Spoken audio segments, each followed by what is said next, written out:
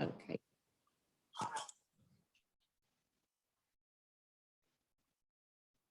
Okay, thank you very much and welcome to the Audit Committee for, sorry, I'm in the wrong agenda, for the 21st of July. This committee is being recorded via Zoom and is our first public meeting of the Audit Committee. So welcome everybody. Particular welcome to Emily Thompson from the Counter Fraud Service, who's kindly come today for Nigel Price. And I'll welcome Emma Garland and Ricky, even though I'm not quite sure when they're joining. So welcome. I don't think I've missed anybody, Kathy, have I, that's due to come? No, I don't think so. No, okay. So apologies for absence. Kathy, do we have any apologies for absence?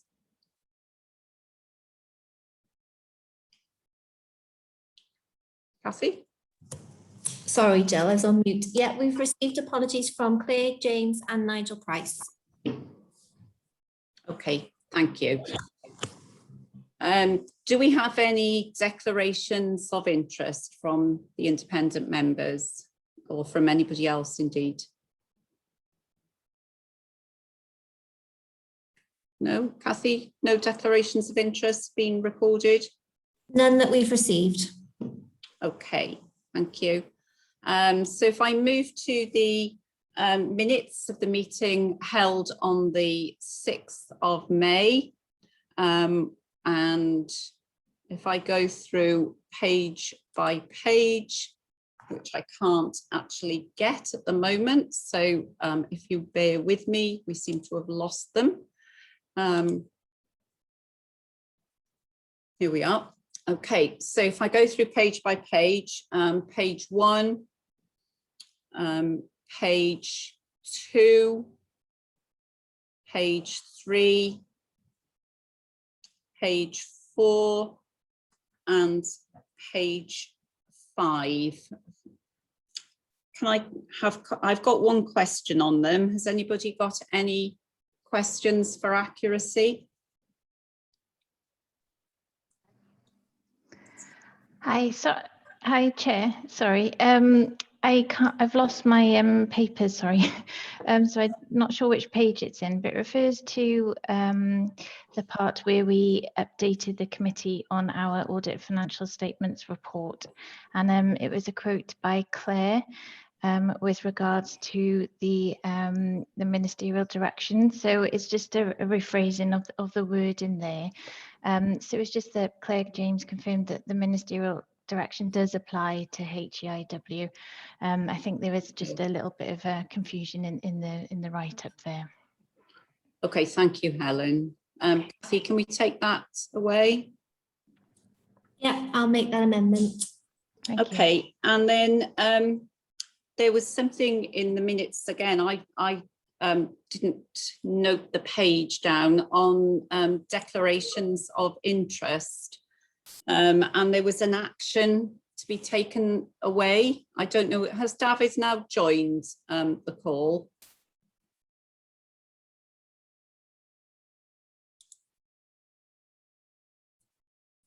Kathy, is David with us? I can't see him on the panel, no.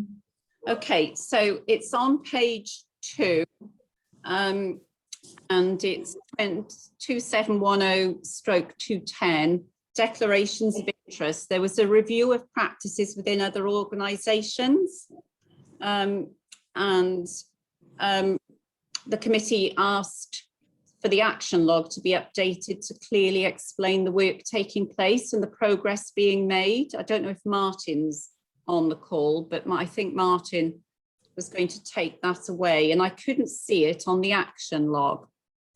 So I just wanted to update myself as to where that has got to. probably a little unfair on you, Cassie, if...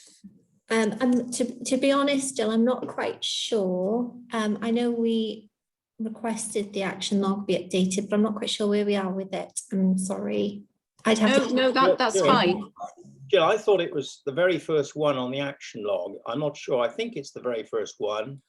And it does say the committee will receive an update in July. Well, we're not having that update. I guess we need to carry that over, don't we? Yes, it's a good point, John. Yeah.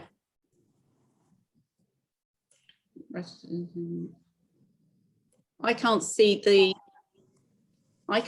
declaration of interest bit. Where are you, John, on the action log?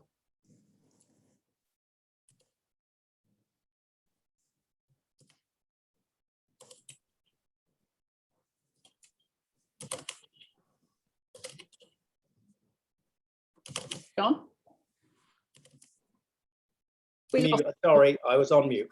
Very first page of the action log, at the top, it reads declaration of interest, review of practices with other organisations, but then it goes on to talk about the procurement issue. And I'm wondering whether the two issues have been muddled. Do you see?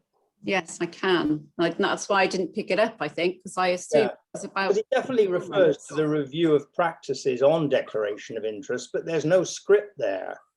But there is a script which talks about the procurement report being reported back in July. And I think that may be where we've got the error. Right, I think David, are you with the call now?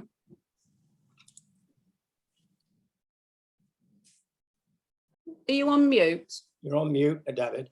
I'm trying to unmute myself. Has that worked? Yes. Yes. So apologies, I'm late on the call. We've had problems with IT at our end, so apologies for that. So I've literally just come on the call. Where are we on the agenda?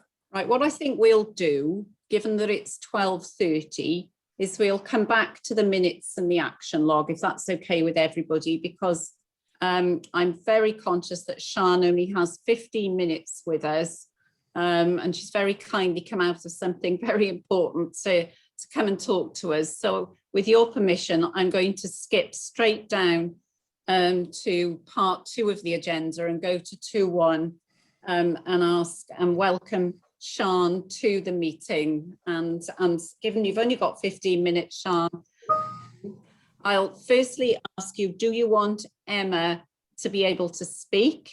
Because Rob, who's behind the scenes, needs to make her a panelist, and if not, over to you, and we look forward to hearing what you've got to say. Okay. I think we should be okay. Maybe Rob, on just in case it might be useful. Thank you very much for letting me go first. I really do appreciate it. So the first paper, they come as part of a package. The first paper is the HEIW toolkit submission, and it describes to the audit committee the process that we've been through in HEIW to submit a voluntary this year submission of the AaGIC toolkit.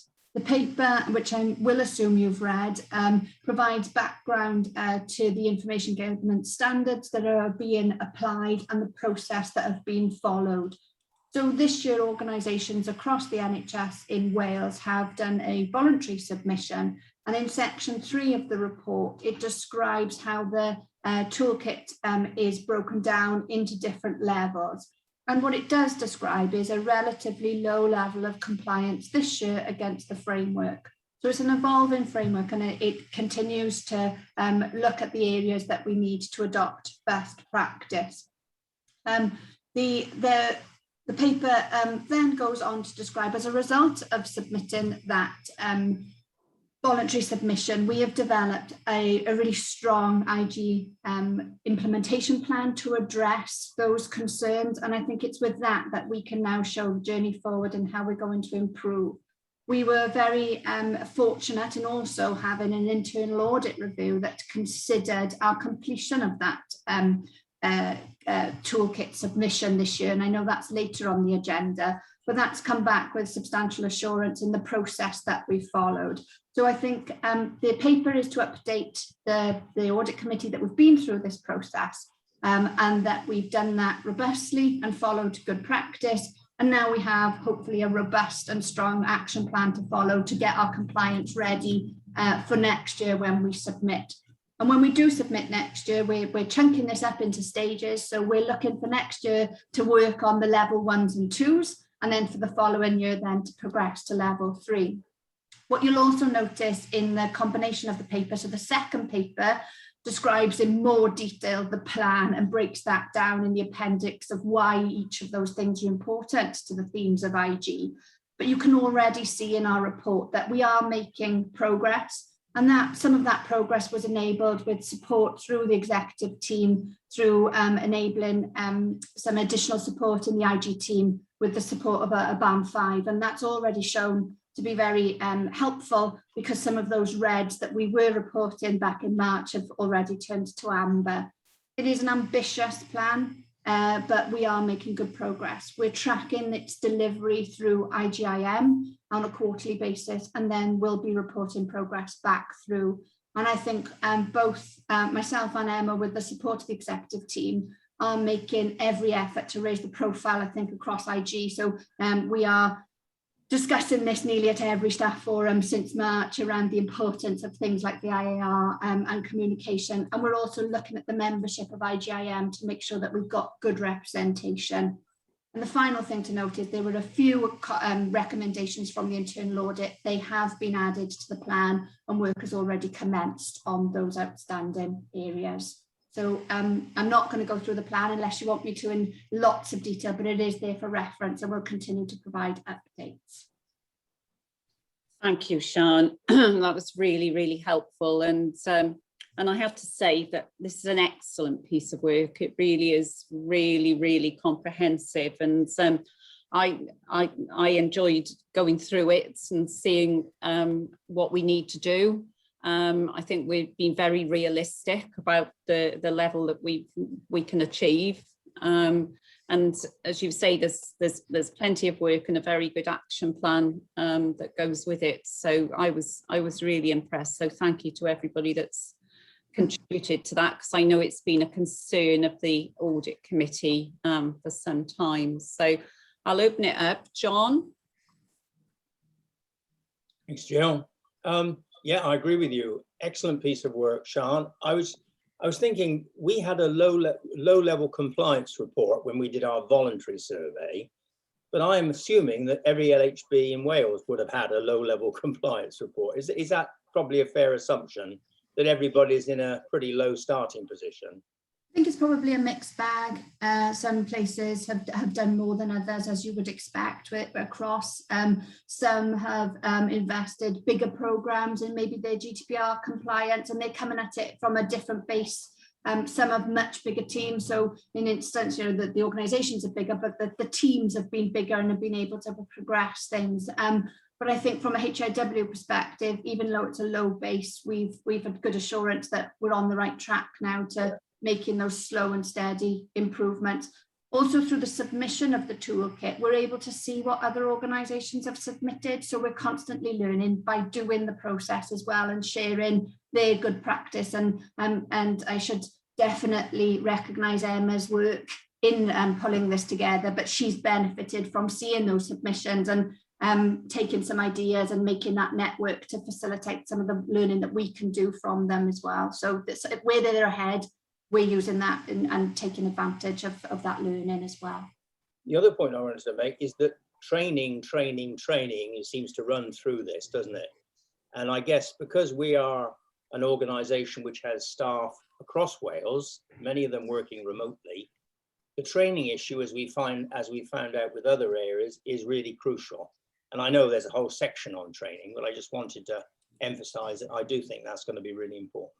It is, and it's something we are tackling on an individual basis. So we're currently looking at non-compliance of training. It's not all about compliance, but it is something, if we did have a breach, the first thing the ICO will ask is, was that individual who breached trained?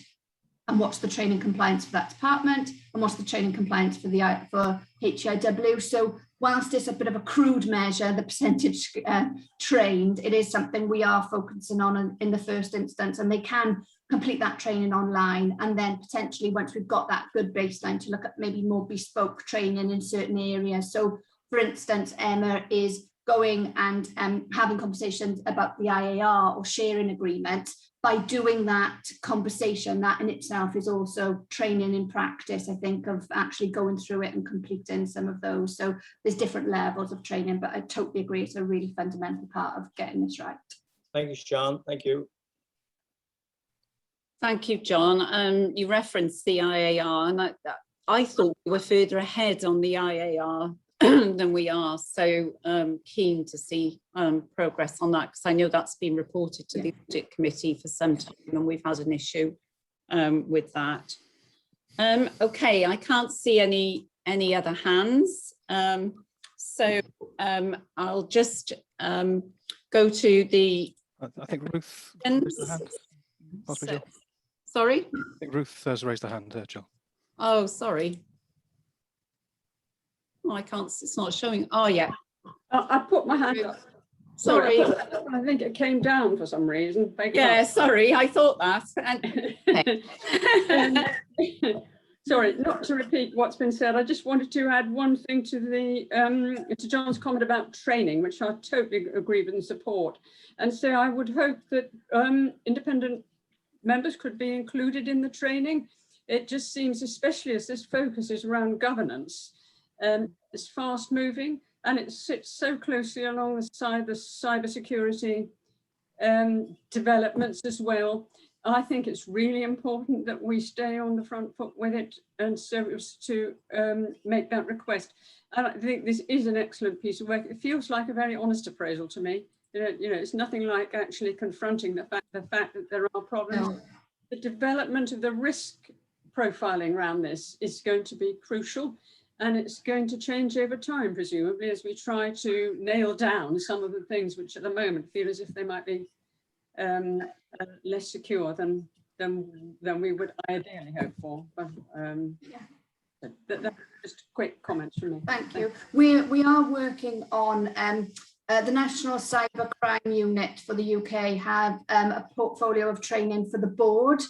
So we'll be bringing that to the board's development session at some point, probably during the autumn now. But Ruth, that's a really good point. I probably hadn't, a section of that probably needs to be a bit of an IG section as well as the cyber. So that's a really helpful steer on that. So yeah, we will I'll make sure Emma and Ricky link to do both. Thank you. Okay, thank you, Sian. I think you can. Thank you so much. That we think it's a really good piece of work. So the recommendations, members are asked to note the submission of the toolkit to DHK CW. Note that the organisation's been identified as working towards level 1 compliance. Note the content of the extensive delivery and implementation plan and the large volume of work that's required, which I think Sian has definitely highlighted, and note the information governance toolkit audit report. So is everybody happy to note those? Sure. Yeah. Ruth, you haven't got your hands up? No, thank you. Okay, Sian, thanks very much for your time. You can now escape from very much for letting me go first. I really the audit committee. Thank you very much. Bye. Bye. Okay, David. So should we go back to the minutes and the action log just to clear those, if that's okay? Yes, that's fine. So we were just confirming the minutes, and I'd asked a question about the declaration of interest, and I think you came in on the back of John suggesting that whether that was, I asked where it was in the action log, and we seem, the first item in the action log is headed declaration of interest, but seems to talk about procurement.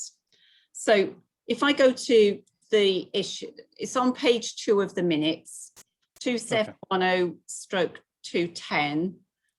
the review of practices, and I think Martin's joined as well now. So Martin, this was something that we raised at the last audit committee. So the committee asked for the action log to be updated to clearly explain the work taking place. So this was looking at other organisations and review of practices on the declarations of interest. And I said I couldn't see it on the action log, but then John very helpfully said that there was a heading on the first item on the action log, but it talks about procurement. So I just wondered if we could bottom that. Yeah, if I could just comment, I did refer back to this specific request. I think it was a few audit committees back to look at a particular report, and I reviewed that with Paul Thomas last time, and that was complete. Although I think there's some confusion, you're right, on terms of the review of practice with other organisations. That wasn't what I was referring to. It was just a specific review of the one report that we carried out. Right, because I thought as a committee we said, was there anything to learn from other organisations in terms of declarations of interest? That's correct, and that's something that we have raised with the head of procurement, and they've yet to come back to us on that specific point, and it's been a point that's been raised some time ago. We will raise it again and come back to the committee, but I think that clearly it's taken longer than you would hope it would take to get back to you. Sorry to labour the issue. Is it a procurement issue? The declarations of interest? Yes, it is. So just to remind you, it relates to a report that goes back some time ago, and it was around specifically when we undertake a procurement project. Do we ask the question specifically in terms of declaration of interest with regards to that specific project? And procurement confirmed that they did. And then they were just asked to look at what other organisations are doing in comparison. So that's why it's a procurement query. If I could answer, do you mind if I? No, not at all. I don't know if I can put my hand Do up. Sorry. shed some light on all this. Yeah, as part of shared services, the procurement process has been standardised throughout Wales. So within every tender that's done, we do actually ask for the services to complete the declaration of interest, and it is audited. So this shouldn't be any different from a competitive exercise declaration of interest, or that via a single tender or single quotation exercise. That should be standard throughout Wales anyway. So there is no difference from what we do in any other organisation. Okay. Right. Okay then. So on that basis, let's go back to the minutes then. Can we confirm those for accuracy? Is everybody happy with those as an accurate reflection? Yeah. Right. And can we therefore confirm the action log as well? David, do you want to pick up anything on the action log? The one I did want to raise was an action on the first page, the last one on the first page, which is action 0704 2.1.1.1, which is with regards to the counter fraud progress report. I had asked AaGIC, so we'll see that a further update was provided by Avion at today's meeting, and we've had apologies, he's stuck on the M4, so he won't be able to attend the meeting until 2 o'clock. So what I suggest we do, if we could pick that up at the end of the open session of the committee, and just come back to it, please.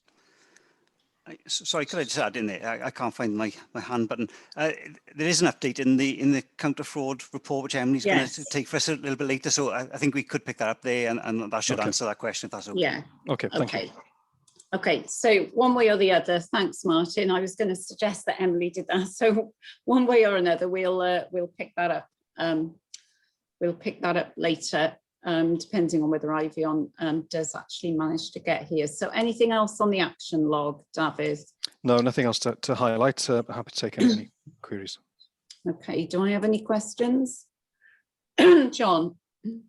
Thanks, Jill. It's only an issue of accuracy. I was looking at page 2, This is 605 2.5 and 605 2.7. In the comment it says the 1st of July, just for accuracy. Should that be the 21st of July? That's absolutely right. Yes. I think we should just change it and make Apologies. sure it's accurate. It's the same as the one above as well, David, I think. Yes. Apologies for that. I think that's the original date of this committee, so but we should have updated. Apologies for that. Okay, so happy to approve the action log. Yes. Thank you. Thanks. And are there any matters arising from the minutes that aren't on the agenda today that anybody wants to raise? No? Okay, let's move on then. So now the next item on the agenda is the HEI procurement process improvement report. Now, Martin, how do you want to play this? Do you want to move the agenda around for this and the procurement compliance, or are you happy to take them both? I'm happy to take them both if you are. Yeah, that's fine, because I think you were going to do a presentation as well, weren't you? Yes, if I can do. If I just share this quickly, I haven't got access. Could someone give me access to share, please?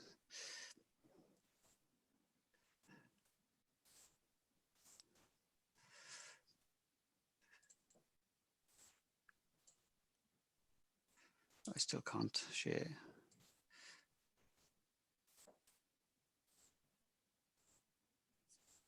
Is IT able to help? Rob, are you still there? Yes, I am. Apologies. I'm just trying to deal with some other issues at the same time. What do you need help with? Could I share the screen, please, Rob? Rob, I can step in and do that for you. Thank you. Bear with me 1 minute. Oh, I think I've done it now. Thank you very much. Apologies.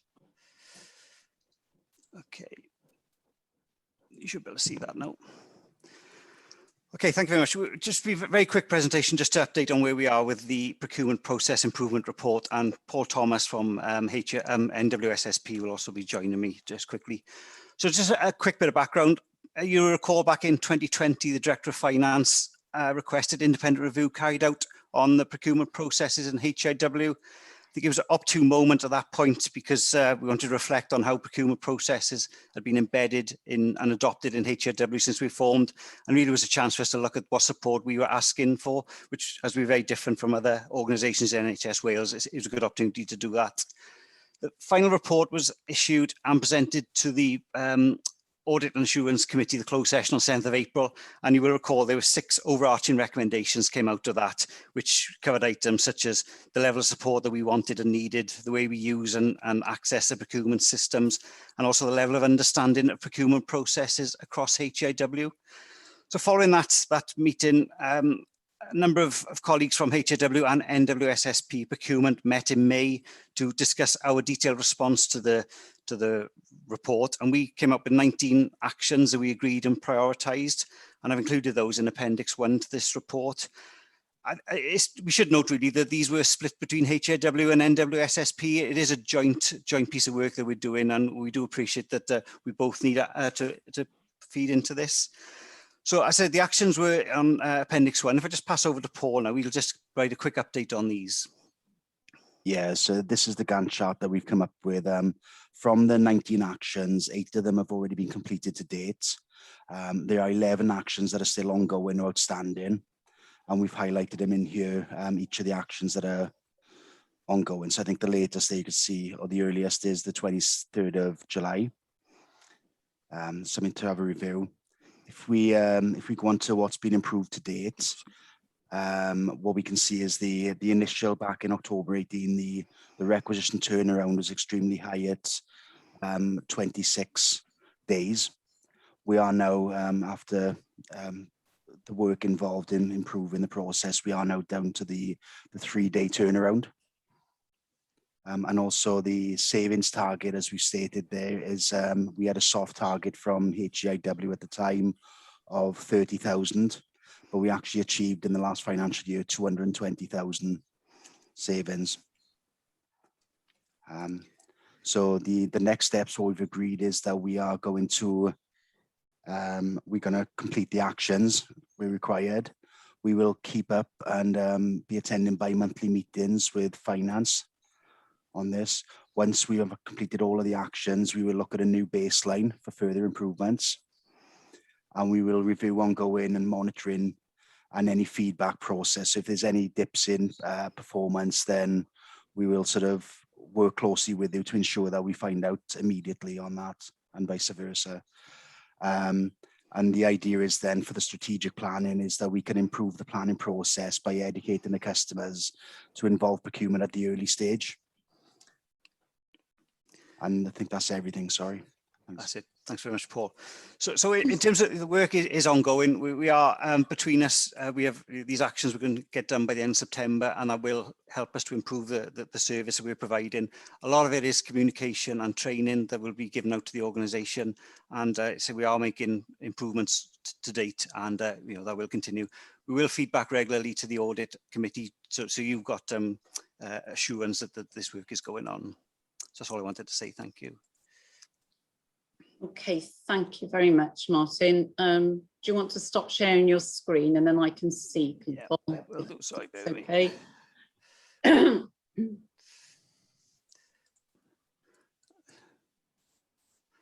you go. Lovely, thank you. Okay, that was a really helpful run through. You'll obviously be aware of our keen interest in this, and I'm heartened to hear that there is going to be some progress. I was starting to be concerned about the pace of progress, so I'm happy to hear that we are making progress. I'm even happier to see that Ivion's joined in just in time. Welcome. Sorry, it's always the case, isn't it? Somebody decided to close a lane of the M4. And as we were driving past, there wasn't anybody working or any issues whatsoever. I think it was somebody's decision to mess up a load of these days, really. In this weather as well, I'm sure. Yeah. A lovely trip. Okay, so so you just came on. Martin has very happily taken us through the presentation. So as I said, I'm really heartened to see that we are making progress. I was concerned about this, but it has raised one question, and I'll bring others in a minute. 220k saving is not inconsiderable sum. So I suppose the first question is that right across the piece, or are there some significant areas where we've made that saving? And secondly, we end up having to give money back. Have we got plans to use that for something during the year? Okay.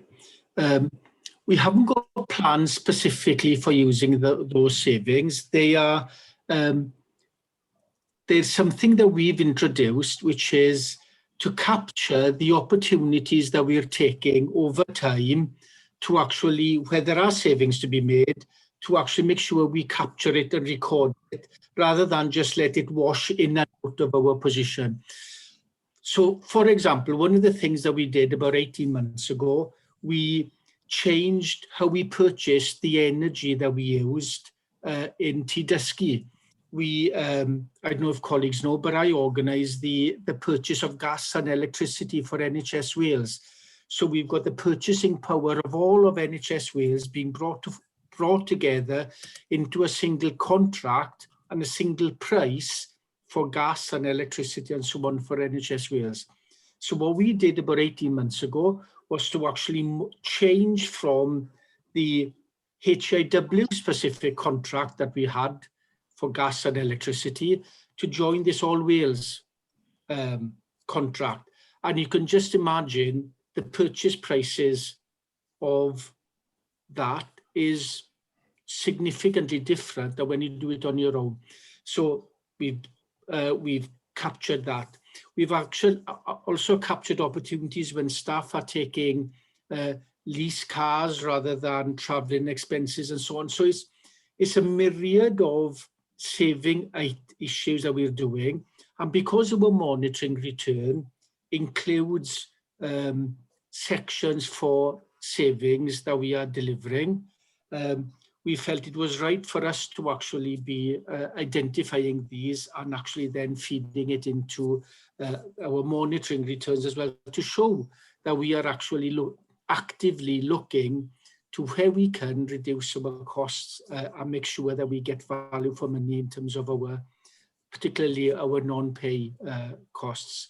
So there's a myriad of things, and we can possibly, for next time, bring you a list of the full content of those savings that's produced the over £200,000 savings. Okay, thank you, Ivy. That's really helpful. Comments from others? No? Sorry, John and Heidi. Thanks, Jill.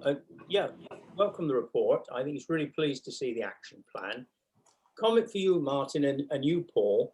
You remember when we started this, because we were an organisation which had come from a variety of different routes, not everybody, not all the staff understood procurement. And we had a lot of anomalies in the system because they didn't follow process and so on. So I think when we talk about feedback as well, we need just to obtain feedback from the staff, so that we can be assured that they are following the correct procedure and that we're doing the right things, but also that they feel they're getting the right response from the procurement professionals. Do you see what I mean? There's this sort of a slightly softer feedback that I think we need to understand that the organisation is grasping the principles and using it more effectively. Is that a fair point, do you think? Yeah, absolutely, and that is part of the feedback review we are doing.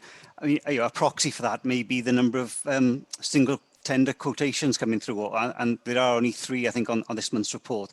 So I think that sort of understanding is going through, but it's an ongoing process. So we will cover that in our highlight reports that come from Procurement Monthly, and try and build in a softer review. I totally agree. Yeah. Same here. Thanks, Martin. Heidi? Hey, thanks, Martin. It's a bit pedantic. It's just page 1 of 2 of the Procurement Compliance Appendix 1, where you've got the Michael Weston Associates as the reason. I think there's a grammatical, there's a couple of words missing or something, so it doesn't quite make sense, and a typo in the first submission. So it's just to point those out. Can we just hold that query for the, because I assume you're going to go through the compliance reports next. So yeah, that's fine. Hold that question for a second. So in terms of the procurement report, we're I think saying that we're content and happy, and look forward to hearing progress as we move forward. So everybody happy to note that report? Yes. Yeah, thank you. Okay, so can we now do the procurement compliance? Sorry, Jill, I think Ruth had a hand up. She may want to say something. Sorry? I seem to have an invisible hand. All right, sorry, Ruth. Not to worry. I was basically going to say I'm very content with this, but it's important to see what it is, which is basically focused around process. And welcome that, and particularly now when procurement is such an important activity for us in HEIW. I would just like to think that in the training, there is some kind of the wider context explained, because I don't think people are not involved in it regularly and really know what it's about. So it's about the opportunities for savings. It's about the increasing focus about the link with climate change, and I need to be alert on that front, and the governance aspect. So it's just about making sure that we have opportunities for rounded training that's focused on a little bit more than the procedural. And I've got other points, but I can bring them up later. So that's it, thanks. You sure? Yeah. Okay, thanks, Ruth. That's really helpful. Do you want to respond, Martin? Again, I totally agree. Recently, NWSSP released the procurement manual, which I think does give it a bit more context. You mentioned sustainable reporting, but that's included in there. And it's also in the SFIs that are later in the meeting. There's a separate section on that. So I think a lot of that focus is changing away from this is just do it. This is but more about why you do it. So I think the recent procurement manual really helps in that, and that'll be the basis of our training going forward. Thank you. Okay, thank you. And sorry about the hand. I think on Zoom, in my defence, the hand seems to clash with our HEIW motive, so it's quite difficult to see. All right, thank you. So everybody happy to note? Yeah. Okay. Yeah. Okay, thank you. Okay, so can we move on to the procurement compliance, and can you perhaps pick up Heidi's point in this one? So did you want to cover this one? Sorry. Yeah, so are we looking at the appendix 1, the summary information? Is that where, just so I'm on the same wavelength? Lovely. So could you say again, Heidi, what the query was on this one? It was just, from my perspective, not really understanding the second point with the commissioning of Michael West and Associates, the reason, circumstance and issue, co-founder of the Compassionate and Inclusive Leadership and previous work conducted, which will a cost and time saving. It's just a grammatical point. I imagine you mean will make or will ensure or will mean or something, but I think maybe there's a word or two missing. Yeah, no, I'd agree on that. Sorry, I'll have to make a note there, Coffin. And it's just the last point of that final submission of repeat submission of 2 previous file notes. Yeah, spelling is there's a grammar issue in there. Yeah. Okay, I'll acknowledge that side from ours. We'll ensure all the spelling etc. is correct, and I will review the comments that we've got in there. But it is it will make a cost and time saving by sticking with this particular supplier at this time. But I will make sure it's updated next time round. Okay, thanks. Okay. Thank you, Paul, have we got any other questions on the compliance report? I mean, I had a similar question, Heidi. I suppose I understand our commitment to compassionate leadership completely, and the fact that Michael West appears to be the only one that we can go to, but at some stage we will have to make sure that we are confident that we've given others that opportunity, I think. So that's just a comment from me, because we are doing a lot of single tender action on that particular contractor. So perhaps if we take that away as an issue to watch. Sorry, I've got my hand, in case you can't see the hand. Yeah, I can see it now. Only to say, I just want to support that point. It's one that I wanted to make, that now, and particularly in this case, it raised the question for me, how do we know that the single tender really is the bona fide only option here? Yeah, absolutely, absolutely on the same page there, Ruth. So, if I can make a comment on that then, which is that whilst we would do the individuals who are generating the request would do a bit of a markets review to see who's in the market, we also expect procurement to also undertake that. So when they assist us in undertaking a single tender action and do the paperwork for that, it's a part of the procurement process to actually make sure that there isn't a market, many suppliers within the marketplace for the product or the service that we're trying to actually secure. Sometimes there are others that are in the market, but for particular reasons, such as continuity of work, or it's a phase 2 piece of work that's linked to a phase 1 piece of work.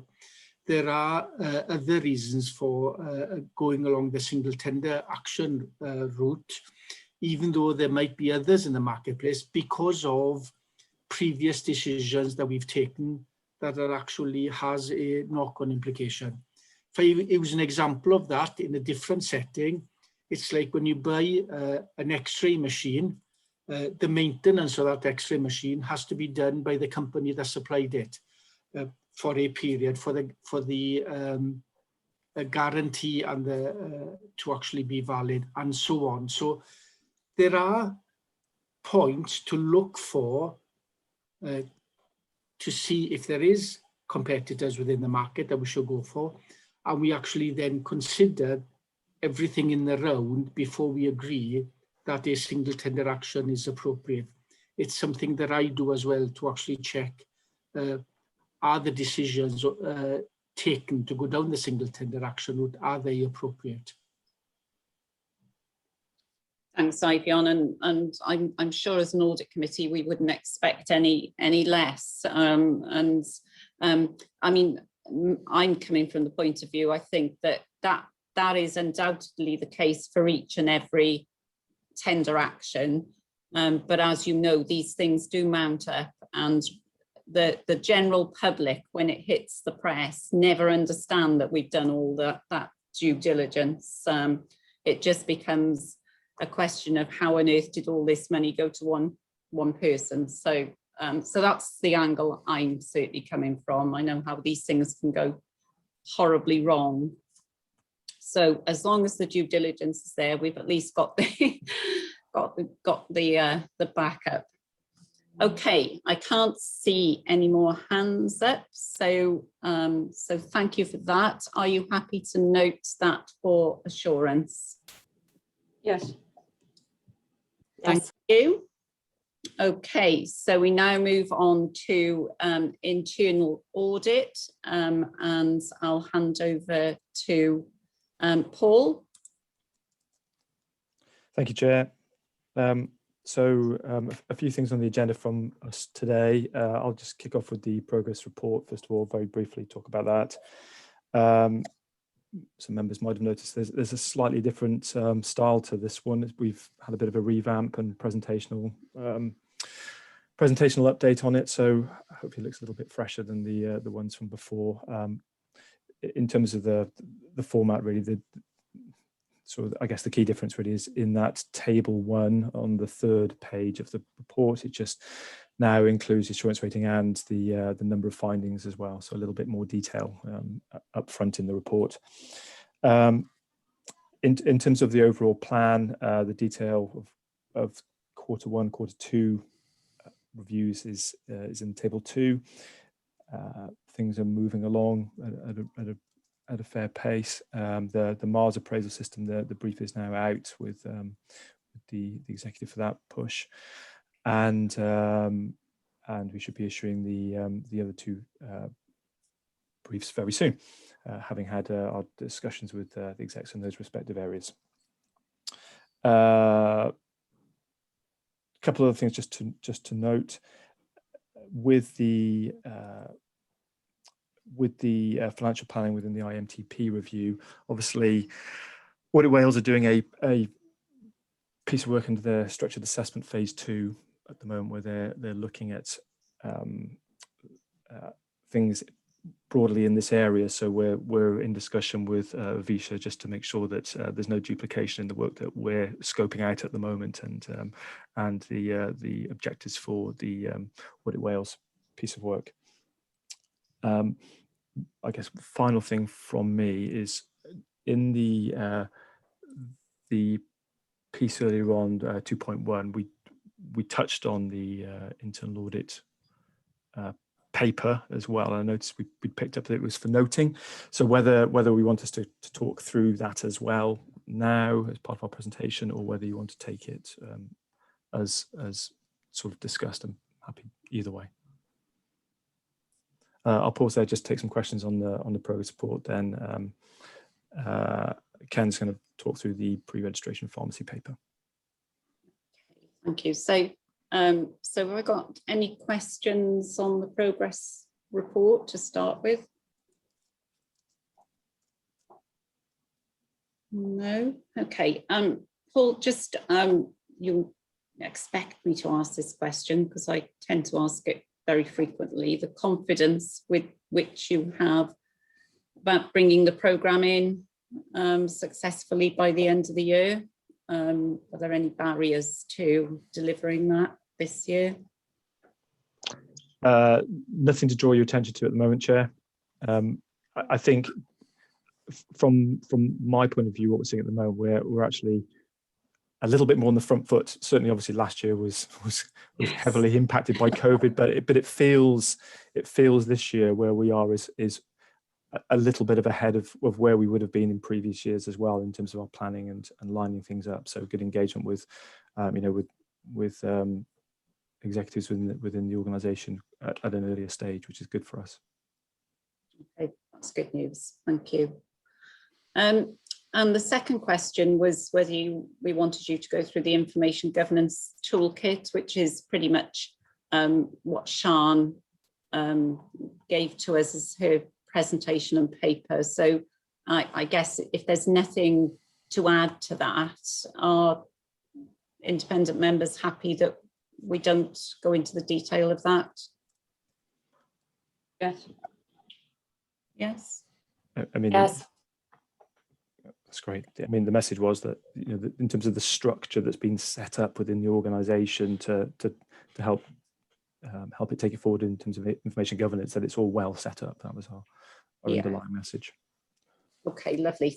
Thanks for that, Paul. Okay, so if you want to move on to the other two reports. Sure. So I'll ask Ken just to talk around the pre-registration pharmacy, and Emma was going to talk around governance arrangements. Great. Okay, lovely. Okay, Ken. Yeah. Okay, so the pharmacy pre-registration report was the last report for 2021. And our audit was a review of the pharmacy pre-registration project that was undertaken to make changes to the final year of pharmacist training so that placements and therefore experience can be gained in a variety of settings. So community pharmacies, hospital pharmacies and GP surgeries. The overall opinion level was reasonable. There was just 3 recommendations, 2 medium and 1 low. I think the main finding from the audit was that whilst the project was successfully delivered, the project management arrangements weren't really in place at the start of the project, and that was mainly down to the project manager, I think. And basically, the project management arrangements across the organisation need to be looked at and improved. So Okay. I don't know if anybody has any questions on the report or any comments. Anybody got any questions? Comments? John. No questions, Jill. I was just going to make a comment about the findings suggest that there was a weak period and there were some weaknesses in the formal processes of the planning, weren't there? Yeah. And I mean, the managers have said, you know, since we did this, we've now got a director of planning, we've improved our structures. And I just felt that it's worth commenting that yesterday afternoon, the independent members looked through a SOC in relation to pharmacy training in the future. And I thought there was a very strong governance structure in that SOC. I mean, it referred to using Prince methodology, it referred to project plans, risk management plans, gateway reviews, and so on. And it seemed to me that there is evidence, and I don't know whether the other independent members feel the same, but there is evidence that the organisation has matured in relation to its formal project planning disciplines. That was the only comment, Jill. Yeah, I think that came through quite clearly, didn't it, in the SOC. So I don't know if you want to pick that up, Ken. Well, I mean, you know, the findings as per our audit was just based on one project. And I think we have got something in the plan this year to look at program and project management across the organisation. You know, the message that was coming out from the project manager when we did this audit was that there was no guidance for him. There was nothing set out in terms of a framework for him to follow. So most of it he did off his own knowledge. So he did use PIDs, he did use some of the elements, but not everything. So I guess we'll pick that up in our audit later in the year when we look at it across the organisation. So I suppose picking up John's point, given the work that you've done, are there wider implications for us as an organisation or for pharmacy as a department as a result of the work you've done? Are we saying that there are some key issues? Well, this only relates to the pharmacy, to the medical directorate and their project management arrangements. So, as I say, we will pick this up in a later review this year. Okay, so I think from our point of view as a committee, we can be satisfied that you're going to come back and look at it further. Yes. Yeah. Yeah, a wider look, yeah. Yeah, okay. So are we happy to note the report? Yeah. Sorry, Jill, Yes, Paul is trying to say something. Sorry?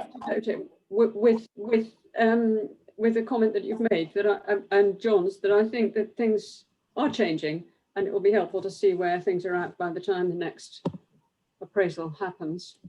Okay. Chair, if I may, sorry, I haven't worked out how to put my hand up virtually within Zoom yet, but yeah, Ken is right. We do have a review scheduled for the third quarter of this year, which is looking at project and program management more widely. So, you know, building on things that we've picked up in this report and seeing how the things have been rolled out more across the organisation. Then I think that will probably pick up those and answer those questions that are in your mind at the moment. Thank you. It's reassuring. Okay, do we want to move on to the next one, Emma? Yep, sure. So this is the governance arrangements piece, which is the actual final last piece of work from last year's audit plan. So we've looked at governance arrangements for a few years, and this year we tried to look at it from a different angle. I'm assuming that members would have read the paper, so I won't go through it in huge detail. But what we were specifically trying to do was look at more detailed arrangements that are happening within some of the groups and committees that are in place within the organisation. And there'd already been some work done by David to try and map out all those different groups and committees and where they align to different strategic objectives. And we were then looking at a sample of those groups to see how they were operating. The overall assurance opinion is a reasonable one. And again, there's 2 medium priority findings and a low. And I think sort of it's very much around sort of tidying up the remit of some of those groups and making sure that everyone is clear on what the remits of those groups are and that it's recorded within the terms of reference. Making sure that those groups are running as they should be running, both in terms of frequency, and obviously we appreciate last year the number of groups were perhaps impacted by COVID and before they could move to virtual meetings, but also making sure that where things like quoracy is a requirement of the group, that those meetings do meet in line with those quoracy, and you know, where decisions are being made, that they are meaningful decisions. And again, we just sort of noticed that, you know, a lot of these terms of reference were perhaps historical and ones that have come through from the different previous organisations. So a refresh of them to bring them into a consistent approach. Again, making sure that the purpose and the purpose of the group is quite clear and that it clearly lines in with a strategic objective and they're not just meeting for meeting's sake. I wasn't going to say any much more than that unless anyone's got any specific questions.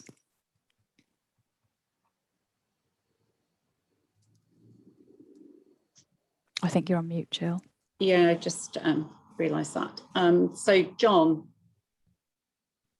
No questions, Emma. I would just make a comment really about the issue of meetings which are not quorate, meetings which don't take place, meetings where they should be 3 or 4 times a year and they're not. And I remember many years ago, Anne Lloyd used to say to me, "You're not having meetings for meeting's sake, are you?"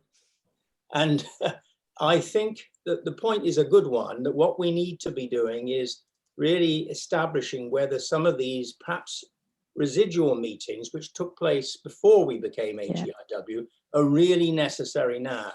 Yeah. I don't think it's just a question of quoracy, it's a question of maybe the executive team need to really look, are these important meetings? If they are, they should be quorate, they should be properly managed. But if they're not, then they should be stopped. Yeah. And I think that's the message that I would give. Let's not waste time having meetings for meeting's sake. And I think there was a piece of work that alongside this that Alex was doing as well, sort of looking at the groups and trying to sort of categorize what different types of groups have we got, what are their purposes, and I think that is a piece of work that is underway within the organisation. So this review was meant to sort of supplement that. So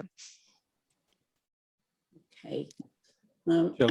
David, is that a metaphoric hand or a?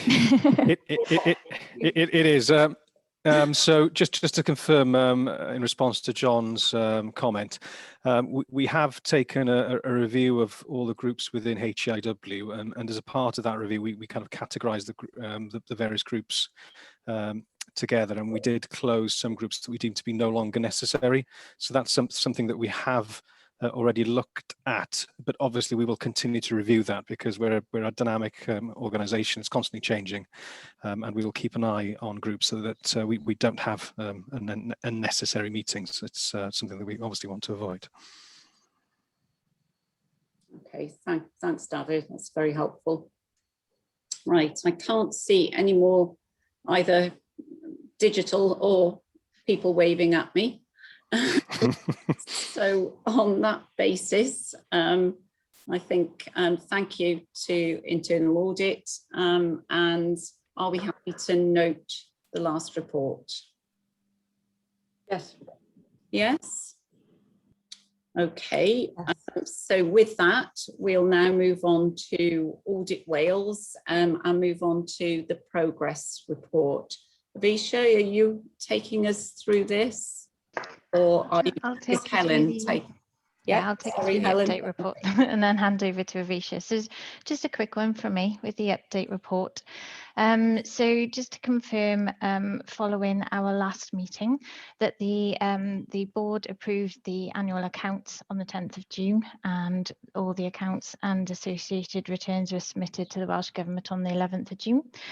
Following that, the AGW certified on the 15th of June and laid the accounts at the Senedd on the 16th of June alongside all the other NHS Wales accounts. So that's the update with regards to the annual accounts work. With regards to performance update, Avisha is going to take you through the phase 1 structured assessment report in a minute, so I won't steal any of her thunder. And just to update you on the local project, which is the review of annual commission and arrangements, that's all been scoped and meetings are now set up, and fieldwork is due to take place over the summer for that report. 2021 local project has yet to be confirmed, so Claire and Avisha will be liaising with officers in due course with regards to that one.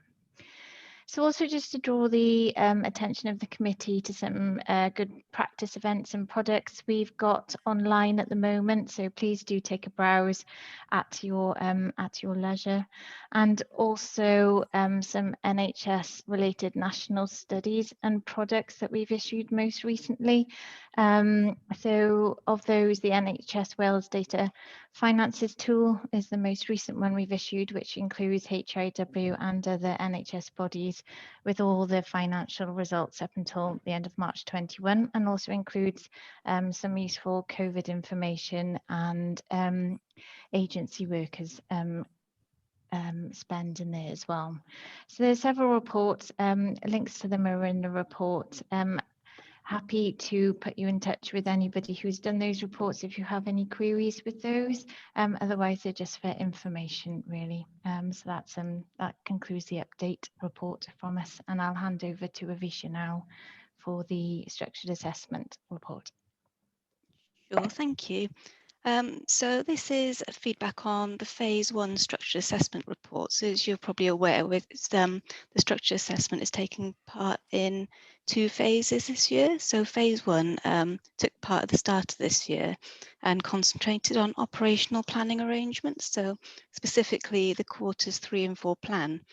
We fed back informally to David in early March so that if needed, there was time to tweak the annual plan based on our recommendations, but we didn't make any recommendations, and overall it was a really positive report.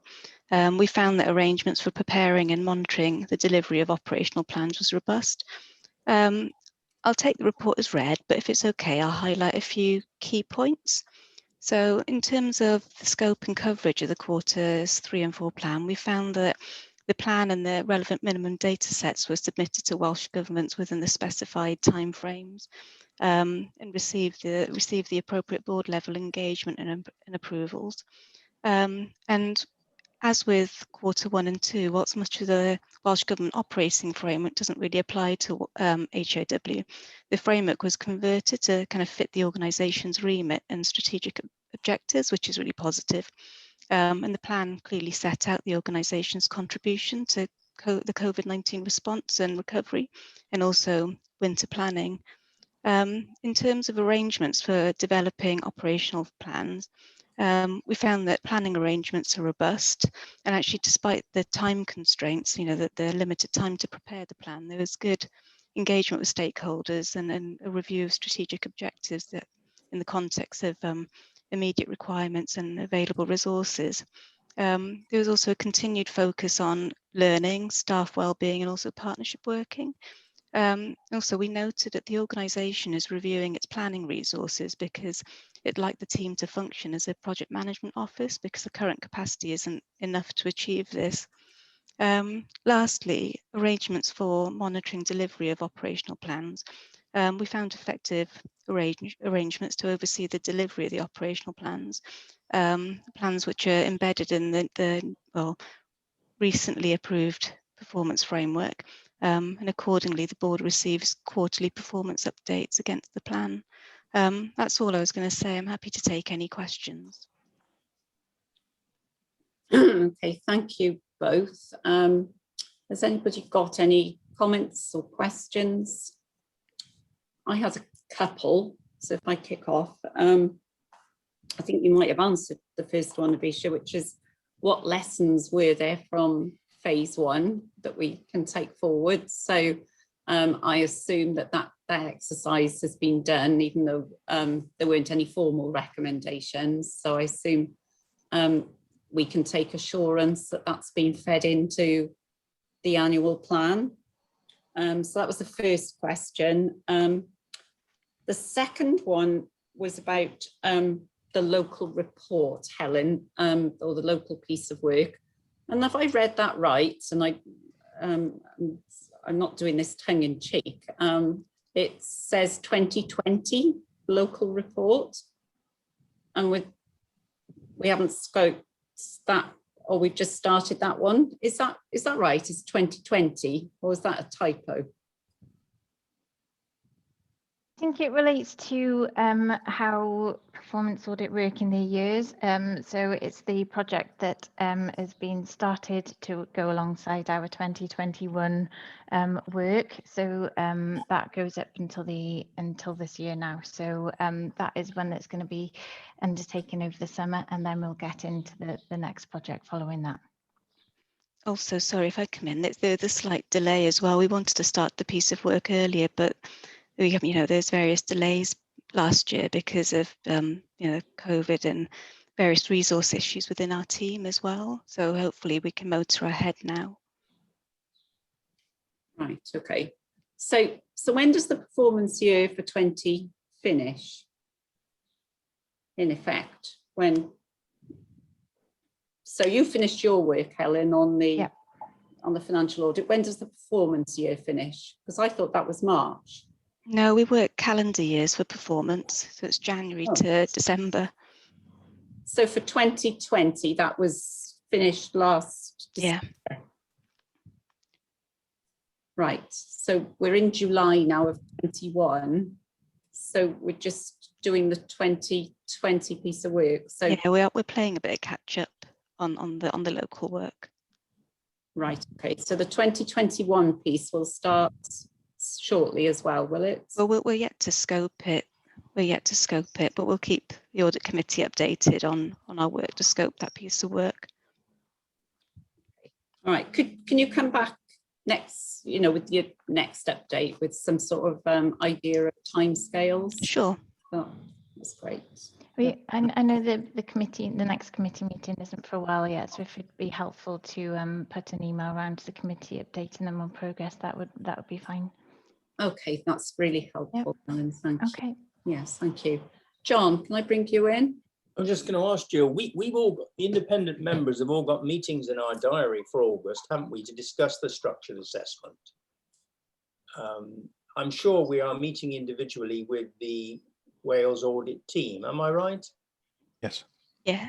Yeah. Yes. So is that then to review the organisation's performance in 2020, or is it to review the organisation's and how we perceive it in 21? Just so I'm clear. So the reason we're meeting with you is because this year's structured assessment is in 2 phases. So phase 2 is looking specifically at corporate governance and financial management, because we've already looked at planning arrangements. And so our structured assessment sort of looks back as well as forward as well. So can reflect on last year's performance, how you think things have gone, but also looking forward to see how plans for the coming year. Okay, so it'll be, as you say then, so we'll be commenting on what we saw in the last 12 months, but also giving you a view on what's to come and how the organisation's preparing for that. Sure. Okay, I understand. Thank you. Okay, thank you, Aisha. Can I see any more hands? No, don't think so. Okay, so thank you. That was a very useful run through. So are we happy to note the papers? Yes. Yeah. Okay, lovely. Thank you. Okay, so if we move on now to the counter fraud report. Emily, can I invite you to deliver on this item?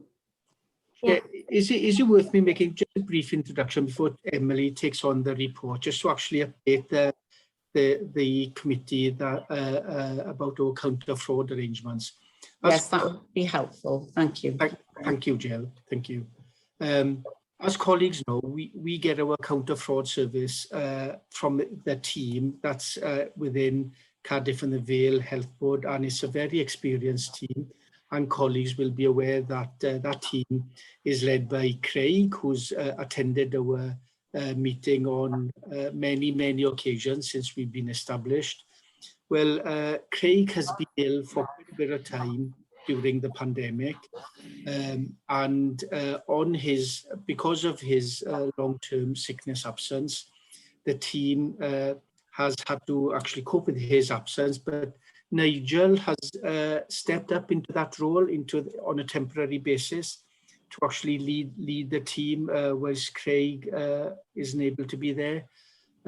And because of that, the team is under some stress and challenges in terms of making sure all the work is being done, and they're doing their best to actually stay on track for the program of work that we have. And Nigel would have been here this afternoon for this meeting, but unfortunately he's away on leave, and therefore I'm extremely grateful to Emily, who stepped into the breach to actually lead for the counter fraud item. So I just wanted to thank Emily for being prepared to step up. But secondly, I just wanted to actually brief the team about Craig's long-term absence, and it'll continue as well, really. So it's not as if it's I've got an end date for that. That's his absence will continue because of his illness. So we will work closely with Cardiff and the Vale to make sure that we support the counter fraud team, that they get the support that they need from us, but also that we get the work that's being done to make sure that we concentrate on the main aspects of work, counter fraud work that needs to be done. So I just want to give that brief introduction, if I could, please, and thank Emily for being here with us this afternoon. Yes, thank you, Ivion, and I'm sure we continue to wish Craig all the best from the Audit Committee, whilst doing our best to support, as you say, Nigel and Emily. So with that, Emily, would you like to take us through the report today? Yeah, that's fine. Thank you for that, Ivion. As you state, Nigel's stepping up and he's doing a fantastic job in doing so, whilst learning himself as well, but he is doing a really great job. I provide the updates for the 1st of April until the 30th of June. I'm pleased to say that there are no investigations for HEIW at this moment. Up to this period, we have spent 16 days on the counter fraud work for HEIW, and they're detailed in Appendix 1. The days have been used to investigate the organisation's high-risk matches on the National Fraud Database, which I will give you an update later through the report, delivering presentations, completing the functional standard returns, the self-review tools, and attending and preparing for audit committees and reviewing policies. Whilst the face-to-face fraud awareness sessions for HEIW and all organisations at the moment have been cancelled due to COVID, we've been really lucky that we've been able to get up and running on Teams and still be able to provide that service in terms of a fraud awareness perspective. And what we've also done is attached some Microsoft forms to the Teams chat, which allows us to find out how employees and delegates who attend the session, how knowledgeable they find the counter fraud presentation. In this instance for HEIW, there was 41 delegates, of which 100% of those, all of them provided their feedback sheets and strongly agreed that the session improved their knowledge of fraud, how it works, but most importantly, how to report the frauds. So that's really, really good for HEIW. Throughout the rest of 2021, there are Teams awareness sessions booked each month up until December. So we are targeting a lot more of HEIW and got those booked in. To move on to the National Fraud Initiative database, which I knew Nigel was due to give you an update today. Just for those of you who don't know about the National Fraud Initiative database, it's a database which is designed to help find employees who have secondary employment. It will create a match if somebody does have secondary employment, and then it'll create a dialometer then to show the risk percentage to that organisation. And that data was released on the 31st of January this year. There are 26 high matches linked to HEIW, which are considered to be a priority, and an additional 96 matches which are then considered low risk. All the priority matches and then 10% of the 96 matches will be reviewed by us. And I'm pleased to give you the update that out of the 26 of the high risk matches, 23 have been completed with just 3 outstanding, and that's a really great result so far. With no further action needed on the high risk matches, we've been able to close them. And that's it for the report. If you'd like, I'm happy to take any questions. Okay, thank you, Emily. Thanks for taking us through that. I was obviously going to ask about the NFI, but you've updated us to say that those have now been done. Yeah. And I do hope when we come to do it the next time round that we will have more resources to be able to apply to that, at an early stage, because definitely the quicker they're investigated, the better. Generally, as you will know. So absolutely.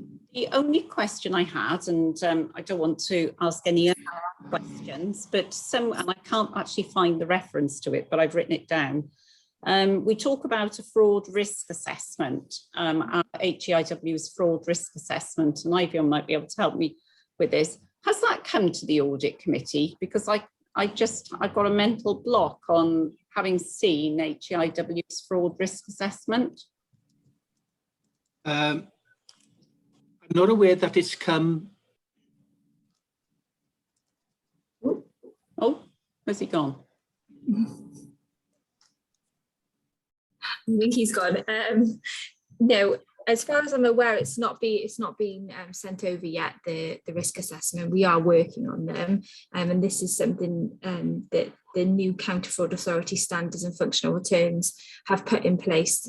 There's new 12 components, and we're looking at our roles now are going to be more risk based as well as the investigations. We're going to be doing the risk based approach as well, so that is something that we are working on. So I will remind Nigel that he needs to head over to the committee.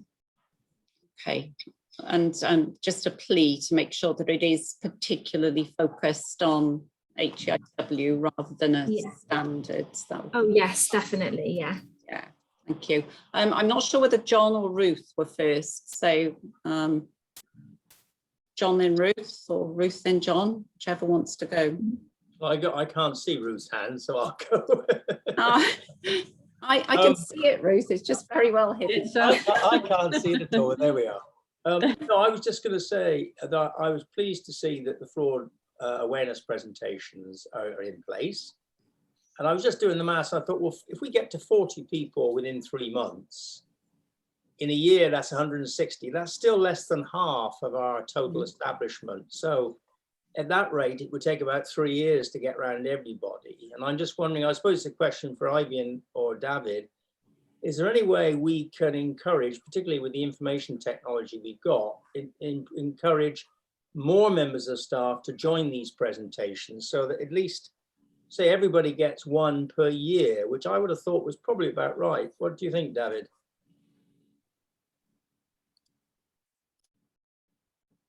I think you're on mute. On mute, David. Okay, I think I've unmuted myself successfully that time. Yeah. Yep, thank you. Sorry about that. So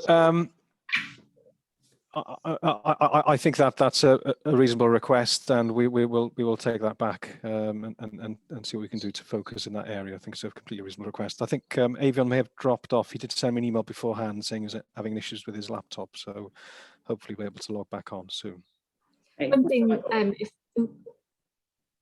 on. Sorry, if I could just step in. Yeah, with those 41 delegates, that was only a couple of presentations from April to May. So, you know, sometimes we have, for example, yesterday, we had 88 attendees in one presentation. So Sean, who's our band for admin support, what he does is send out emails to different areas within the health board and arranges the presentation. So he's in the process of doing that. So there's not, you know, for example, we could hit 88 attendees in one, could hit 50. It doesn't have to just be the 41, but that's what we've done to this date. I think that's very encouraging, Emily. Yeah, and I think if, as David says, if we can, from our end, encourage the staff to attend them. I mean, so if you can get, I mean, presumably when you're online, it doesn't matter whether there's 41 or 81 or 121, does it? So yeah, I think if we can do all we can to encourage attendance, I think that would be really good. Yeah, and even in terms of the feedback now that you can just attach the forms to the chats, people, you know, it doesn't seem too much of an inconvenience to kind of ask people, I will send you a paper copy, and then if you can send it back to us, we're able to do it all there and then in the chat. So it is positive, and we are moving forward in the technology world to be able to do that. Thank you. Okay, thanks. Ruth. Thank you. Well, I take John's point, but all I wanted to do was to say a few words of encouragement. You know, I know things have been really difficult, but there is a sense that this is in a different place than when we started way back, and it is making progress. So despite the difficulties and despite maybe it being hard to get all the staff to turn up, just keep going. It's good. Thank you. Thank you. Yeah, Nigel's doing a very, very good job, and you know, we are getting through it. He's doing a great job. Thank you very much. Okay, oh, right, Ivion and Martin, I don't know who was first. Yes, sorry. First of all, can I apologise? Halfway through my answer to the county risk assessment, my computer decided to update itself. We're okay, we've done it now. Oh. So what I was going to say was, I can remember doing it initially when I joined the organisation with Craig, and that's why, if colleagues will remember, we doubled the number of counter fraud days that HEIW was actually taking on. But I put my hand up and say, I can't remember that I've done it since that time, and I would be quite happy to actually, for the coming year, to actually do that risk assessment and then bring the output of that to the committee for them to review. Okay, thanks, Ivion. That's great. Martin? Just very quickly to respond to John, as part of the new rules, each organisation does need a fraud champion who's internal. I've just been nominated for that role as well, so I will be pushing from a HEIW point of view the fraud awareness sessions that we do need to do. So John, I'll take that on board when I'm doing that as well. Okay. That's really reassuring, thank you, because there's a relatively new organisation with people who haven't come from an NHS background. I think it becomes even more important. Okay, lovely, thank you. I'm very conscious of time. We've still got quite a bit of the agenda to go, and we've got a closed session, and I have to be at council by 3, so no pressure on anybody, but hopefully we can canter through some of the items and make sure we get to the point where we can agree a way forward. So if we move now onto the SFIs, are you taking us through this, Ivion or Martin? I'd be grateful if I could do it as a double act with Martin.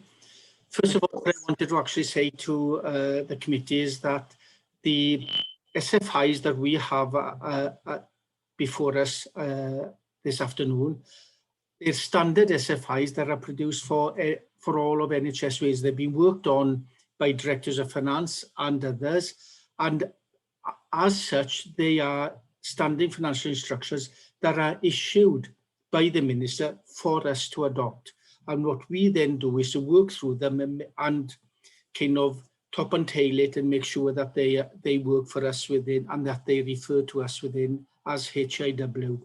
So they are very substantial pieces of work that have been done, not only to actually manage our size organisations, but to actually manage organisations that are 1.4, 1.5 billion in size. They are standing financial instructions that we then need to adopt.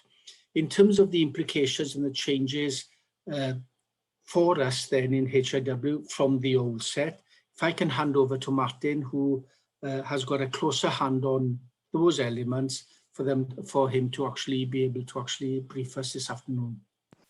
Thanks, Ivion. Obviously, I won't go through in detail. There were a number of changes, and I think the appendix to the report did highlight those, which are the main areas. I've reviewed them, and I do welcome the changes. I think there's a significant improvements in the area of procurement, which we've covered today. I think Ruth mentioned the sustainable procurement, that's in there. The role of single tender actions and single quotations. I think there's a lot more specific advice on that, which we'll obviously incorporate as part of our training. It does sort of expand on a number of areas which we will then bring into our financial control procedures, which are due for renewal. So we've started work on that as part of this exercise as well, and we'll bring those to the next meeting to approve. I don't think there's going to be huge changes as a result of these, but I think it does just give us a bit more comfort in terms of what we set out on our requirements. And as I've said, they are all Wales, and we just need to tailor them slightly in our controls, our detailed controls, and they go to everyone in the organisation. Thank you.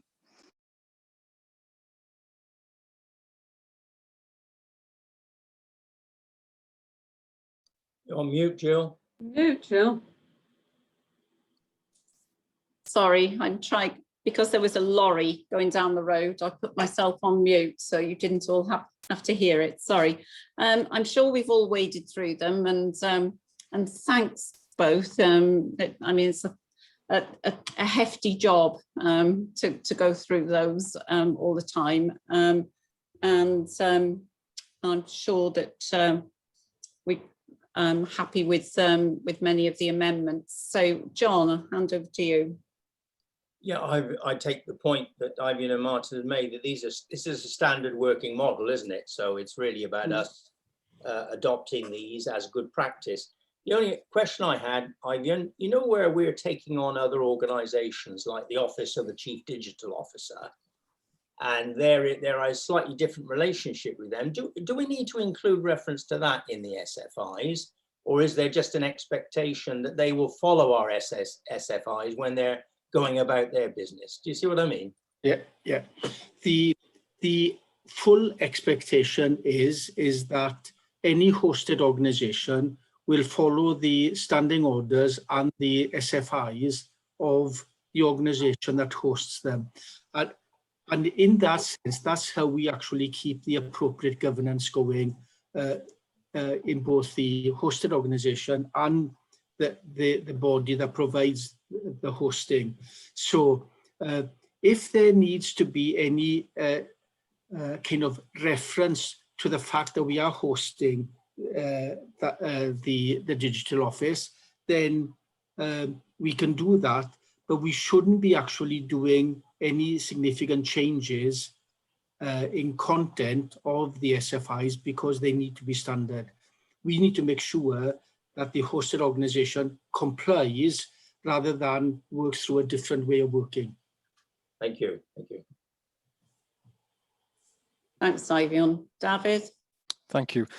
Just to add to what Avon was saying, so with regards to the MOU, it's quite clear that it will require the OCDO to follow our standing orders, our policies and procedures. However, I will be undertaking a piece of work once the MOU is completed to go through our standing orders. Anticipate there will be some minor changes to recognise that we do have that additional office in place and to update our functions. But the wording on that hasn't been confirmed, but it's certainly something I'll be doing in the next quarter. Okay, thanks, David. That's very helpful. I had only one quick question. Within the SFIs, there's a link to the All Wales Audit Committee Handbook. And David, I just wondered how that fits with the one that we're currently working on. The handbook for the members of this committee? Yeah. We will take that into account, clearly. So, okay, thank you. Right, okay. Okay, so are we happy to approve the amendments to yes. the... Yes. Yeah. Yes. Okay, thank you. Okay, if we move on to the updated standing orders. David, are you taking us through this one? I am, and I'll be presenting a few papers in Welsh now, so hopefully he will be able to translate on my behalf. Felly, o ran y papur yma, mae'n debyg iawn i'r papur blaenorol o ran bod ni'n dilyn model y Llywodraeth ar gyfer rheolau sefydlog. Felly papur yn gofyn am gymeradwyaeth yw hon. O ran cefndir, mae Llywodraeth Cymru wedi diweddaru y rheolau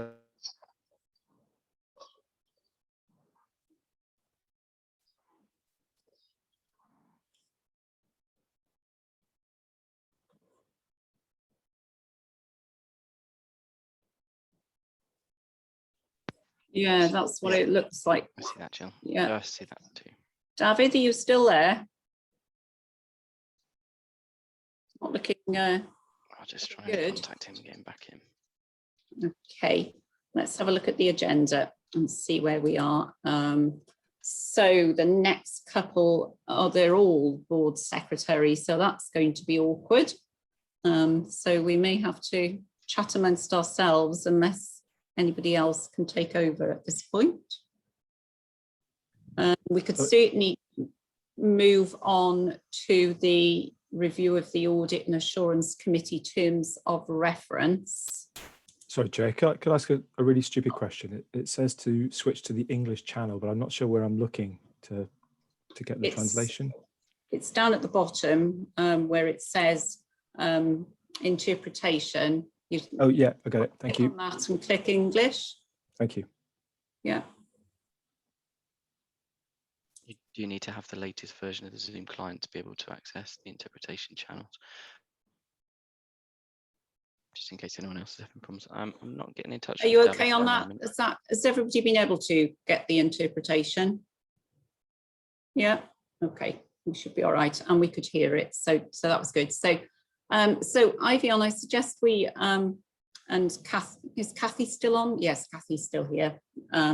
So I suggest we move on to the terms of reference discussion and see whether members have got any comments on the terms of reference. And I don't know, Ivy or Kathy, whether you've got anything that you want to raise on that.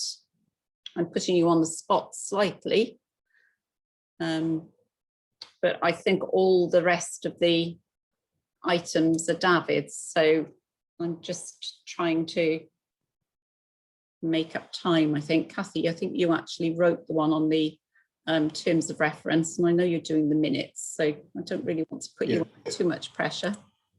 So in a sense, for Kathy comes in then, as colleagues know, it is good practice for us to review our committee's terms of reference on a regular basis. I think we undertake to actually do it annually. In terms of having undertaken that review, there's currently no proposed changes to the terms of reference,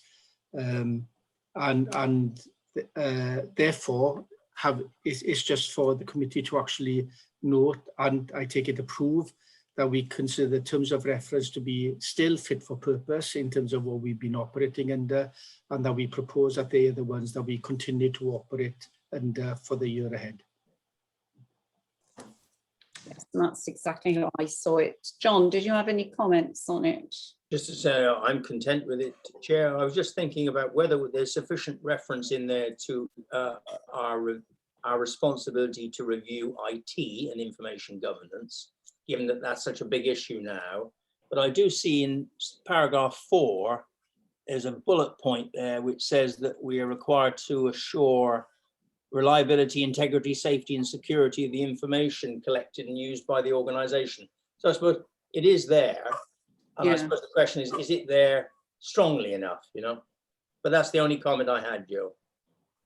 Okay, I think that's really helpful, John. Yeah, I think increasingly, obviously, we've had quite a focus, haven't we, on information governance and all things ICT wise. So I think that's a point that perhaps we could take away to consider whether that's sufficient in there, and presumably that'll have to be wrapped up with the discussions on where digital health and care Wales lands and where our digital bit lands and all the rest of it, and make sure that we're not duplicating. So I mean, the issue, sorry if I may come in there, their issue is, are we then as an audit committee going to audit the activities of the Office of the Chief Digital Officer? And all that needs to, I mean, I think we are, but that needs to be contained, I guess, doesn't it, in whatever documentation we need to approve. Yeah.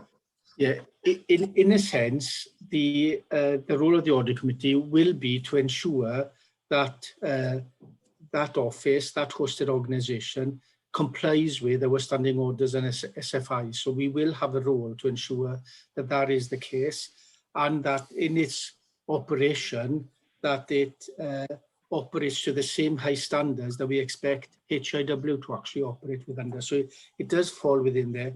So I do take your point, John, that it might well be worth including a reference within the document to actually say that that is a specific thing.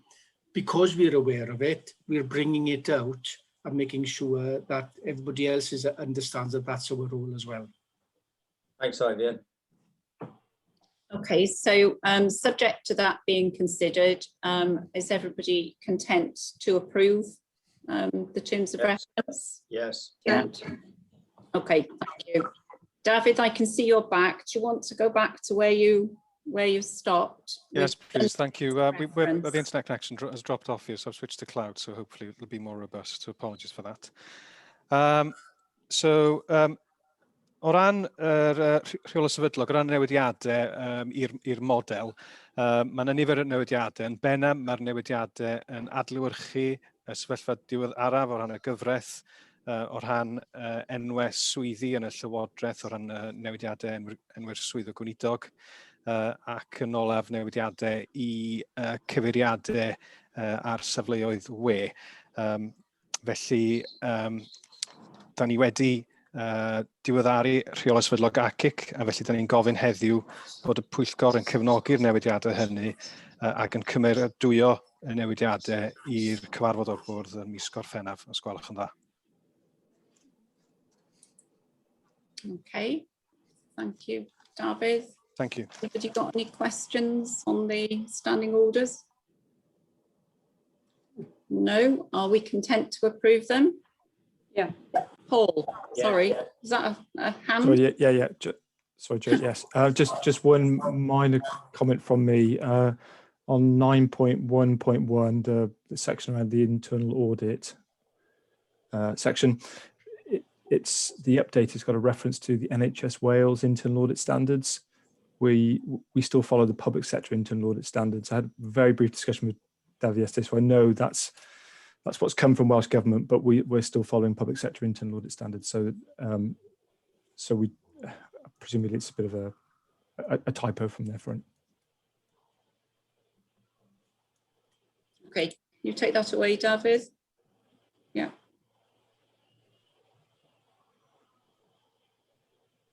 Yes, is that yes? Yeah, you're on mute. Yes, I was just checking. Does that apply to internal audit right across the NHS or just for HEIW, Paul? Right across. Okay, thank you. I'll report that back to the Welsh Government. Thank you. Okay, so happy to approve those. So, David, do you want to move on to the delegated financial limits? Yes, please. Therefore, I think the delegated financial limits paper actually is a paper for Martin. Apologies. Sorry, I do apologise for unmute. Yeah. Okay, so as required by the standing orders and SFIs, HEW has obviously got an agreed schedule of delegated financial limits for officers and organisations, which has been through the committee a number of times over the past few years. We do review the limits regularly, and there's two proposed amendments I'd like to bring for recommendation to the board today. The first one relates to the payment of education and training invoices, which, as a result of the new single lead employer process in shared services, our monthly invoices have increased from the 3 million limit that is currently in place. We've had to seek Chair's action for the past couple of invoices to go through because they're now over 3 million. So I'm requesting we increase the single lead employer payment approval limit for the Chief Executive and Deputy Chief Executive to 4 million. And the second one just relates to creating a separate category for capital expenditure, really to improve the clarity on the approvals process. I think it's good practice to have that separately identified on the approval sheet. We currently have a £100,000 annual capital allowance, so I'm proposing to keep that for the Chief Exec, Deputy Chief Exec and the Director of Finance to approve the expenditure. I should note all capital requests are already required to go through the executive team for approval, so this is approving the payment itself. There is one error in that table in Appendix 2 I'd just like to raise. The board level does say £100,000 limit as well. That should be unlimited. Obviously, we don't want to cap ourselves for expenditure. The narrative in the report does say unlimited. It hasn't followed through onto the table. So I'm just asking the committee to consider the revised delegated limits and to recommend those to board for approval, please. Thank you.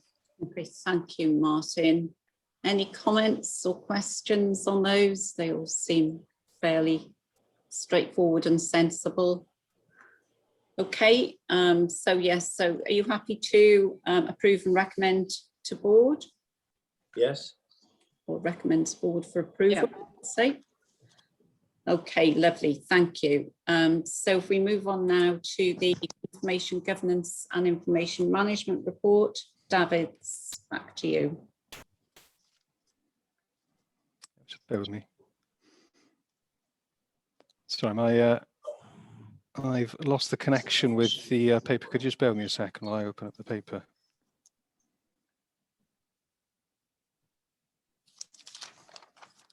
Oh, Chair, have we jumped a paper on the review of the terms of reference? We did that while you were at the call. We finished that one. Sorry, I wasn't aware of that with you. Yeah, no, sorry. Okay, okay. Felly, pwrpas y papur yma di gofyn i'r Pwyllgor nodi'r adroddiad mwyn rhoi sicrwydd. Mae'r papur yn rhoi crynodeb o geisiadau rhyddid gwybodaeth a cheisiadau gan pobl I gael gweld ei data neu Data Subject Access Request. Mae hefyd yn cyffwrdd yn fras ar seibr ddiogelwch. Yn ystod y cyfnod dan sylw, roedd yna 9 cais rhyddid gwybodaeth, atebwyd pob un ohonynt o fewn yr 20 diwrnod gwaith y gyfynol. Dros yr un cyfnod, ni dderbynwyd unrhyw cais gan bobl I weld ei data personol. Felly papur i'r Pwyllgor I nodi mwyn sicrwydd ydy hon. Diolch yn fawr.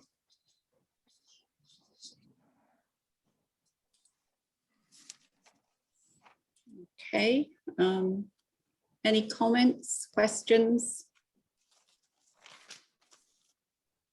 No. No. Okay. Are we happy to note that? Yeah. Approve. Noted. Thank you. Duly done. So if we move on now to the board assurance framework, David.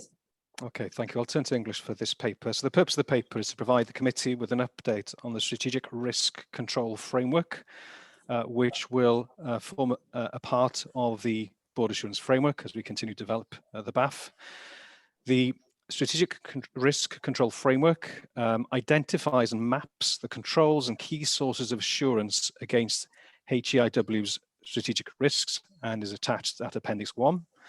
The framework is broken down into 5 key headings to identify the key controls against each risk, the key assurance. It then seeks to identify the gaps in controls and the gaps in assurance, and then we build on that information to agree an action plan to seek to close any gaps in control or gaps in assurance that have been identified as a part of the process. As I was saying, the strategic risk control framework is attached at Appendix 1, and we're basically inviting a comment from the committee and that it notes the risk control framework, please. Okay, any comments, thoughts? John. Yeah, I like the format, Chair. I think it makes sense. We've got the strategic risks there. We're talking about how we assure and where there are gaps. And I suppose the only thing I was thinking of, well, the Audit and Assurance Committee is the committee which does the assuring in all cases, isn't it? So we just have to make sure that where there are gaps in assurance, there's a mechanism to come back to us so that we can review it. Now, I was thinking it could be the performance report, I guess, but I just think we need to tie up that where there is a gap, it needs to come back here so that we can look at it and be assured, and through whatever mechanism is the right mechanism. But other than that, I think the format and the process is good. Bruce? I don't have much to add to that, really. I just want to welcome this. It just seems a really important piece of work and something that will have to be a living thing, as the terminology seems to be. So yeah, thank you. Yeah, I mean, I too thought that it was a format that would work. I presume this is sort of work in progress, as it were. In terms of formatting and all the rest of it. And I just wondered when it'll be complete, as it were, and will it come back as another iteration to the Audit Committee, or is this it, as it were? I believe that the BAF will be, so it will incorporate, it will form part of the board assurance framework, and the board assurance framework is reviewed by the audit committee on an annual basis. I believe it's scheduled to come up at the next meeting of the audit committee, and therefore it will form a part of that, and then we'll look to obviously ensure that the formatting and so on is consistent with the rest of the BAF. It is a living document, and therefore so it will be continually reviewed going forward. Yeah, along with the risk register. Yeah, exactly right. The risk register forms another part of the board assurance framework. Yeah. Okay, lovely. Are we happy to approve? Yes. Yeah. Great. Okay, making good progress now, I think. And talking of which, that was a very good segue, wasn't it, into the corporate risk register. Dafydd, are you going to take us through this? An excellent segue.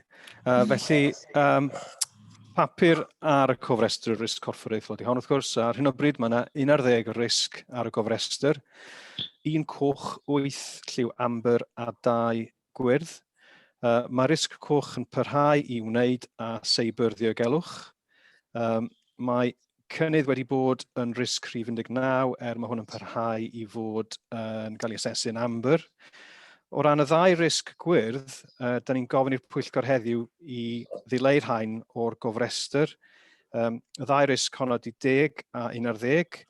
Mae'r 2 risg digwydd bod yn ymwneud â Covid. Mae risg 10 yn ymwneud â effaith Covid ar hyfforddi deintyddion. Tra bod risg 11 yn gofyn I ni ail-asesu ein cynlluniau chwarterol wrth I ni ymateb i'r pandemig, bod ni'n parhau asesu impact y pandemig ar ein cynlluniau. Felly, o ran y 2 risg, y teimlad ydy bod nhw bellach yn cael ei asesu'n wyrdd, a felly da ni'n gofyn i'r Pwyllgor I ddileu'r rhain oddi ar y cyfrestr heddiw. Diolch yn fawr iawn, Cadeirydd.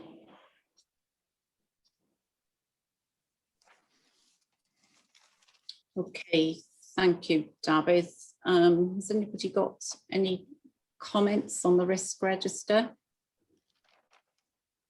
I just had a couple of quick questions, I suppose. The first is, what are we doing about getting the workforce data, which seems to be quite difficult and taking quite a long time.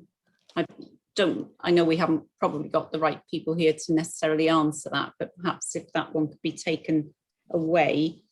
And then, Ivan, you may be able to help here. We say the lack of interest from education providers seems to be marked quite low.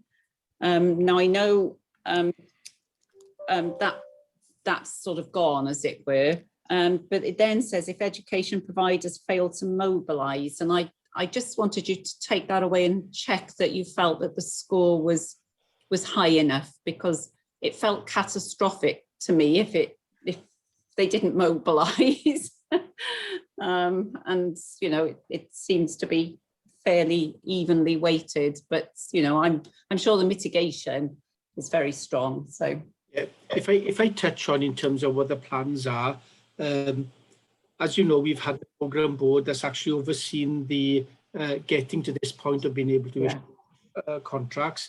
I've been asked by Alex if I can continue my work with that programme board over the year of the mobilisation that we're going to be undertaking, and I will do that. As you know, we will be assigning people from within HEIW to actually work with each provider on the courses that they have actually got contracts for, to make sure that all of that mobilisation happens at the pace and to the level that we expect it to. My programme board will be monitoring that to make sure that that is the case. So that's the assurance work that we're doing. Plan B is, as you know, we currently have students who are in the old contract mode because they will have another 2 years worth to actually run out on the old contract. Therefore, should there be a catastrophic failure of a provider to actually get their course up and running, we will have options of either the old provider or neighbouring providers to be able to actually pick up the slack in that eventuality.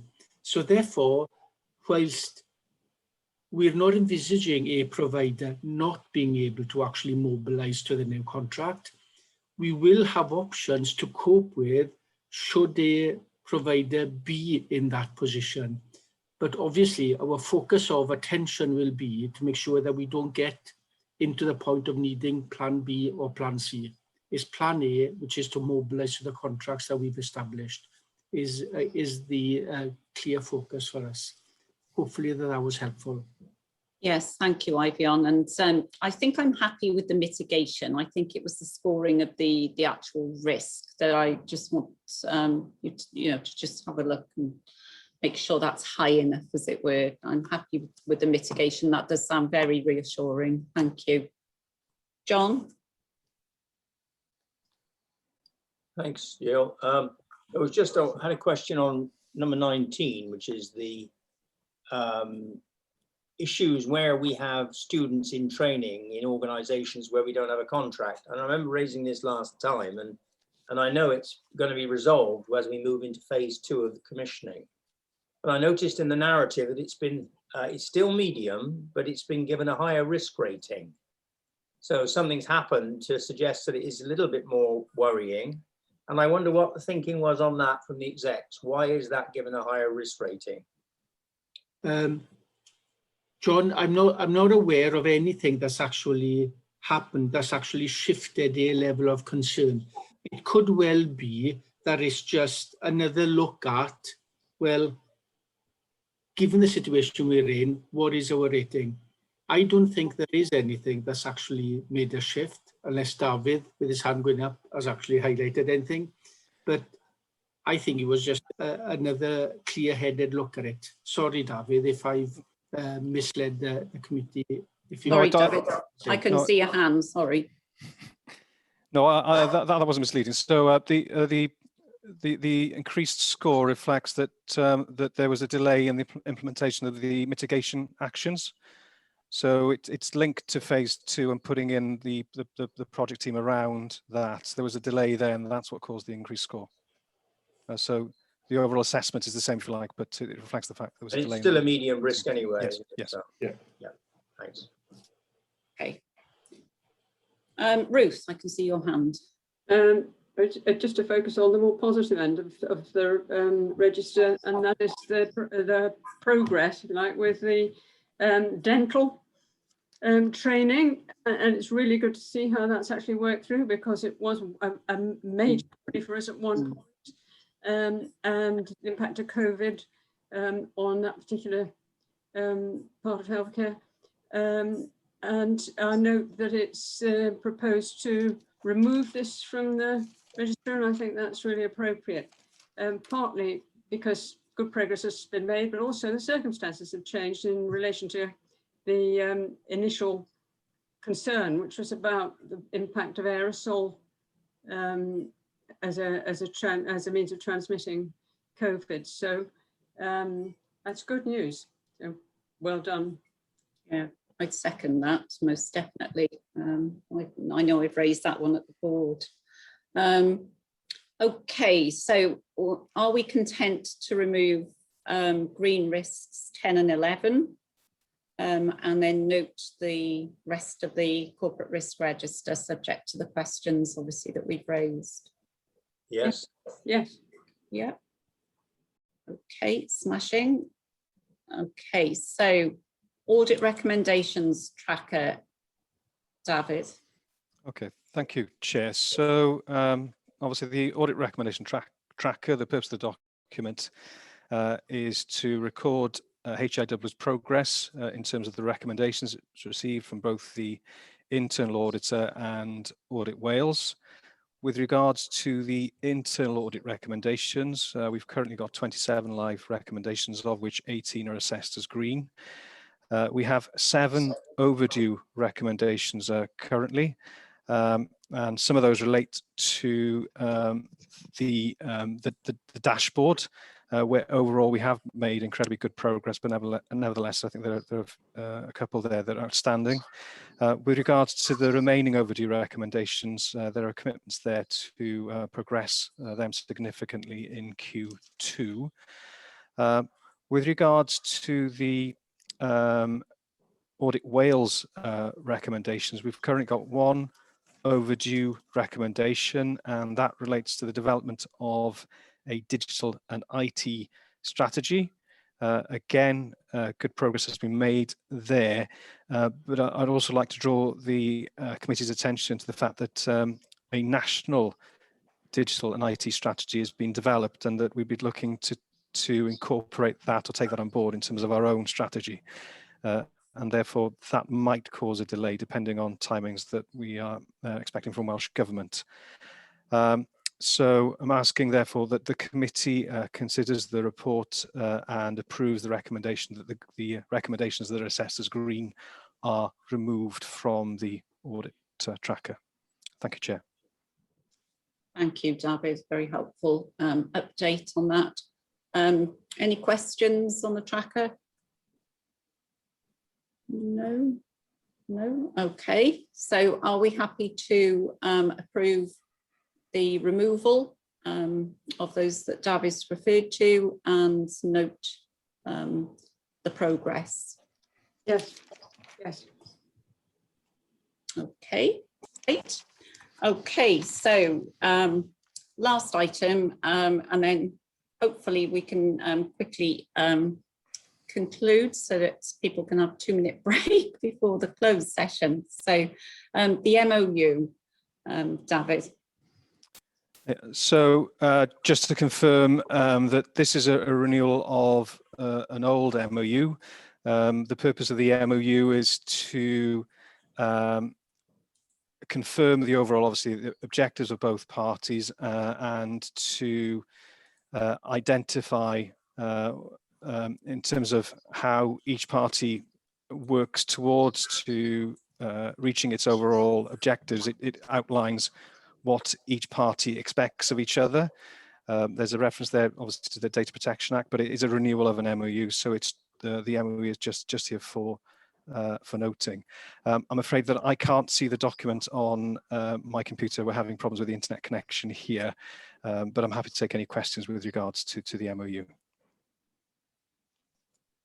Okay, has anybody got any questions, comments?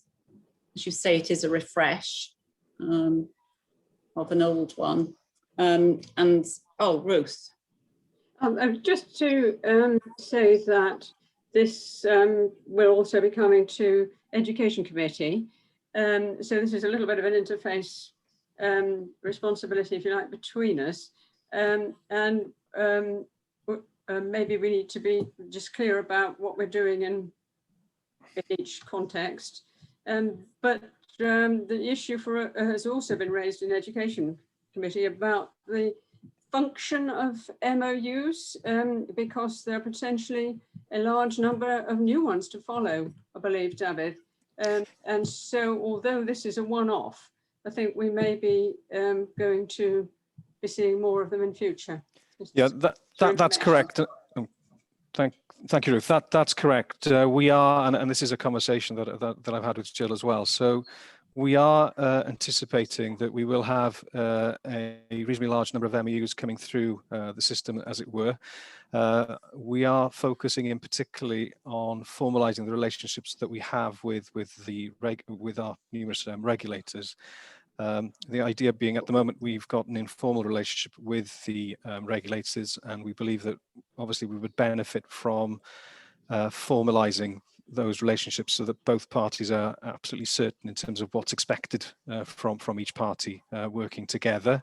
Obviously, MOUs are not legally binding,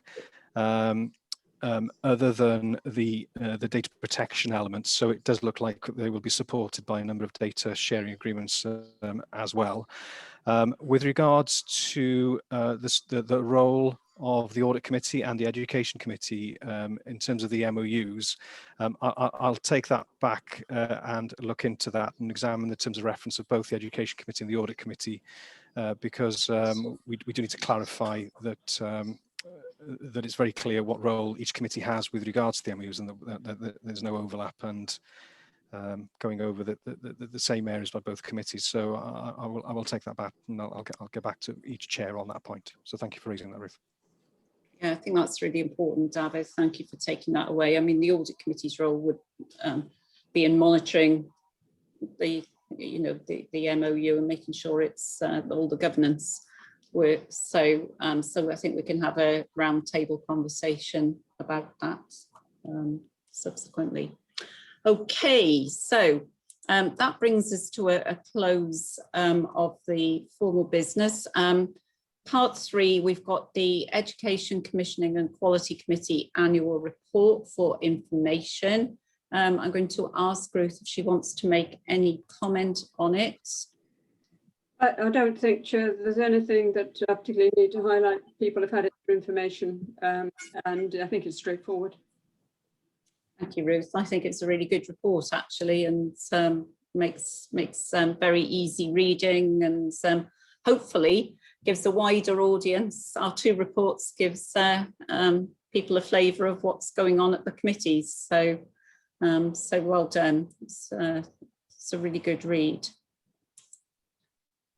Okay, so do I have any items of any other business? I haven't had any formally notified. Has anybody got any other business?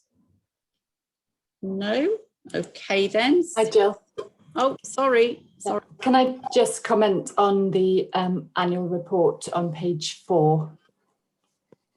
Yes. The last but one paragraph. I'm not sure again if there's